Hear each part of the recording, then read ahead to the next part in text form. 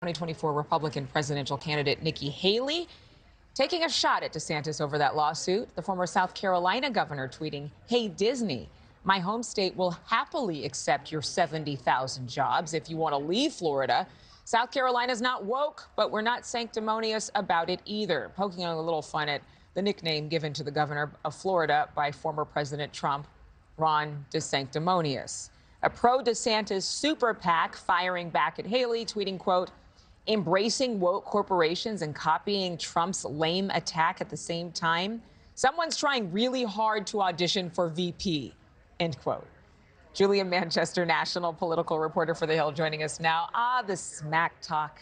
There's just something about smack talk in the morning, let me tell you.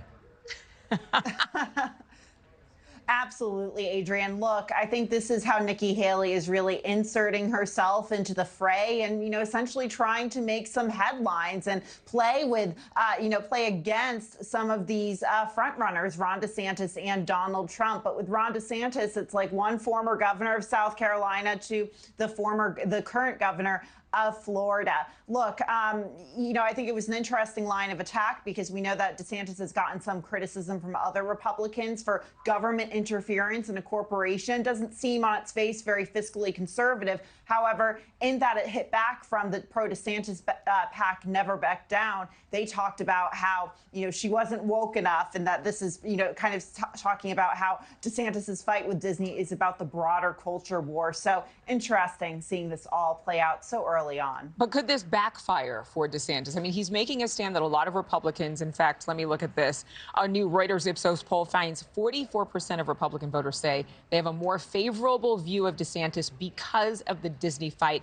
But could he be shooting himself in the foot? Because the same poll finds that 73% of voters overall say they'd be less likely to back a candidate targeting companies for their political views.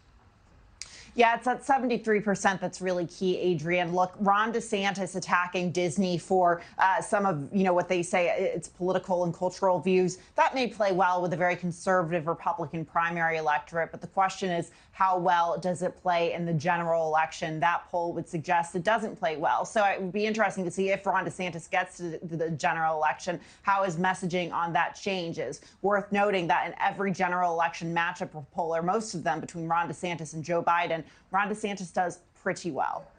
And in terms of Disney's PR here, I mean, they are suing a governor at the federal level.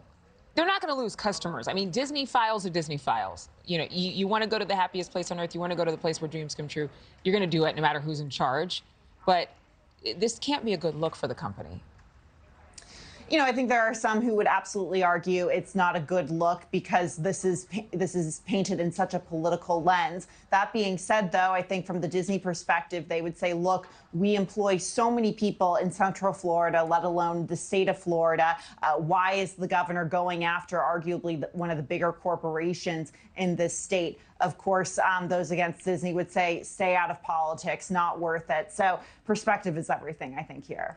Every time I hear this story and the things that have been said about Disney World moving to another state, including Nikki Haley's tweet to South Carolina, I think, are y'all crazy?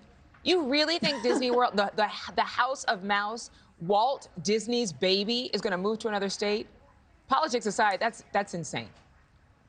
It is insane. And Disney, by the way, spans 2 counties in Central Florida, Orange County and Osceola County. I am from Orlando. I can vouch for this. Disney is huge. So it would be quite something to see it pick up and move to another state. Yeah, Walt would be rolling in his grave. Julia Manchester, thank you so much. Good to see you as always. Thank you for watching. Go to newsnationnow.com to find News Nation on your television provider. And don't forget to click the red subscribe button below to get more of News Nation's fact-driven, unbiased coverage.